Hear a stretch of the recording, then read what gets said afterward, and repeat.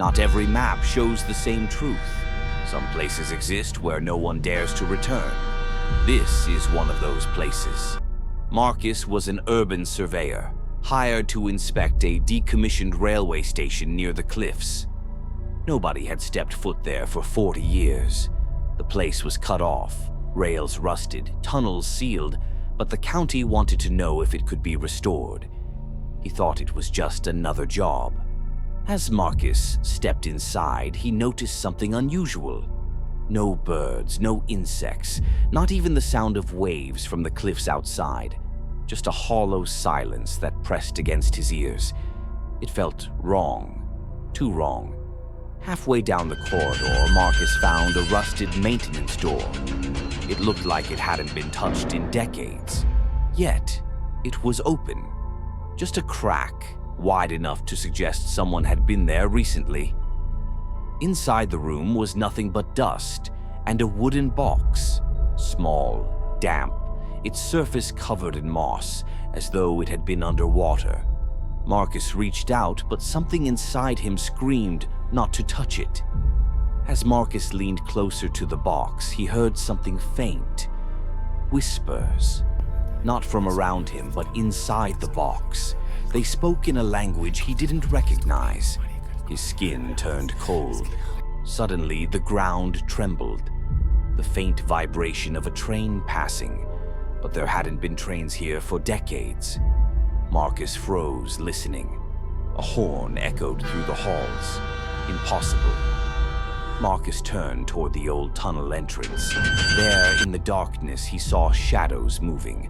Not one, but many. Figures pacing, as if waiting for a train that would never arrive.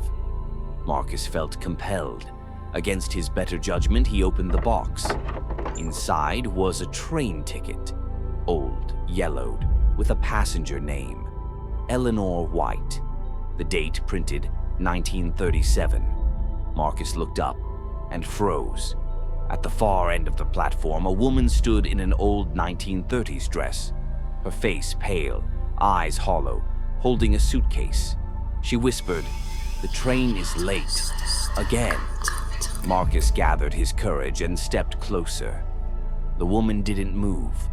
Her suitcase, it wasn't resting on the ground. It was hovering just an inch above the platform floor. His breath caught in his throat. In the blink of an eye, the woman vanished. The suitcase hit the ground with a loud thud, spilling open. Inside were dozens of old train tickets, all with different names, but the same destination.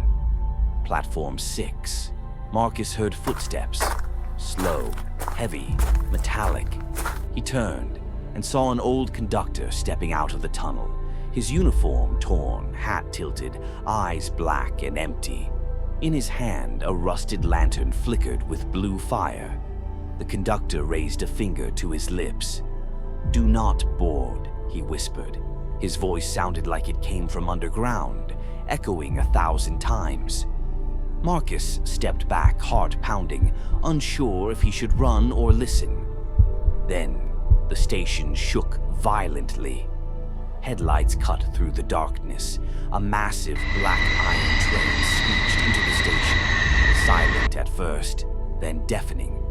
But its windows were filled with faces. Pale, lifeless faces staring right at Marcus.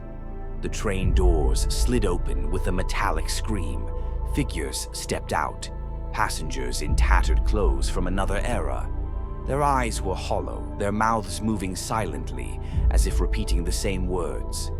One by one, they reached for Marcus, pulling him toward the train. Marcus broke free and looked around. Above him, a rusted iron sign hung crookedly. Platform 6. His heart stopped. It was the same destination written on every ticket. And now, he was standing on it. The ground beneath Marcus shook. Invisible hands clawed at his feet, dragging him toward the train. He screamed, grabbing the edge of a bench, but the force was stronger. Faces pressed against the train windows, watching hungrily. The old conductor appeared again, raising his lantern high. Blue flames engulfed the platform. The ghosts screamed and recoiled. Marcus, gasping for air, looked up at the conductor. The man whispered, "Run, before it departs." Marcus staggered toward the exit as the black train roared. Its horn blasted, shaking the walls. The platform crumbled, shadows shrieking as the train vanished into the tunnel with impossible speed. Marcus collapsed outside, alive, but haunted. And he knew Platform 6 wasn't just a station. It was a waiting room for the dead. So tell me, if you found yourself at Platform 6, would you board the train? Must comment below, and don't forget to like, share the video, and subscribe our channel Whispers After Dark.